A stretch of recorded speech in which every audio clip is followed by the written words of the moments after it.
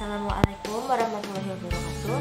Perkenalkan, nama saya Sekarulan Suci, mahasiswa Pendidikan Sejarah dari Universitas Sultan Ageng Tirtayasa. Di sini saya akan menjelaskan sedikit mengenai sejarah Indonesia masa demokrasi liberal, masa Kabinet Sukiman. Kabinet Sukiman dibentuk setelah Kabinet Natsir diberhentikan.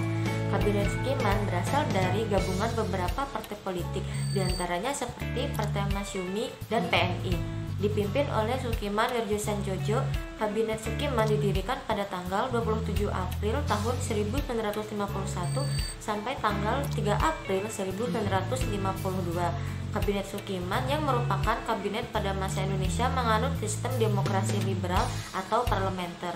Kabinet Sukiman menggunakan sistem parlementer adalah sebuah sistem pemerintahan yang parlemennya memiliki sebuah peranan penting dalam pemerintahan.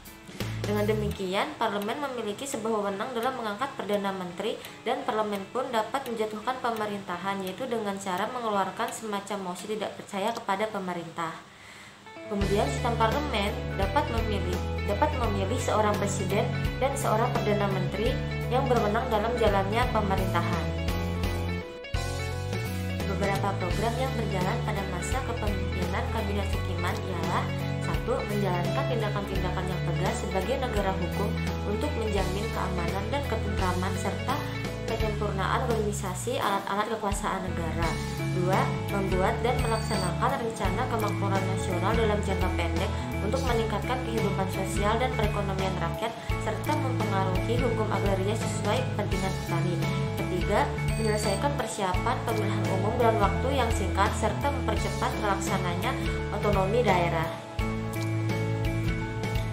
Dalam hubungan politik pada masa kepemimpinan Kabinet Sukiman, ada beberapa masalah yang dihadapi. Dalam politik dalam negeri misalnya, ada ketidakpuasan dari beberapa kalangan mengenai politik yang tengah berlangsung.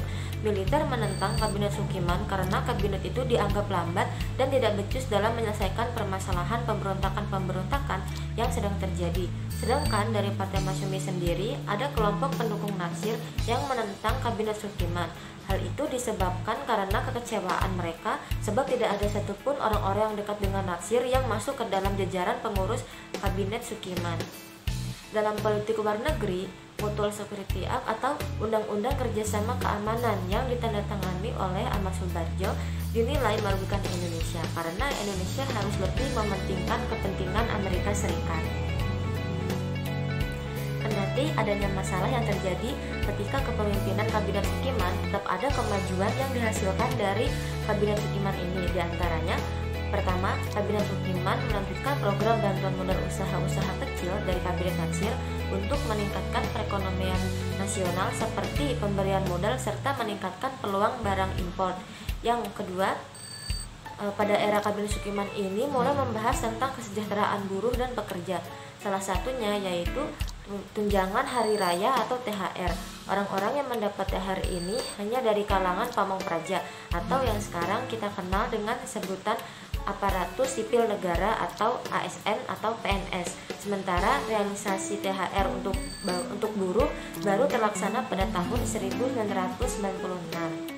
Yang ketiga, Kabinet Sukiman pun berusaha untuk memajukan pendidikan yang ada di Indonesia dengan membangun universitas-universitas baru.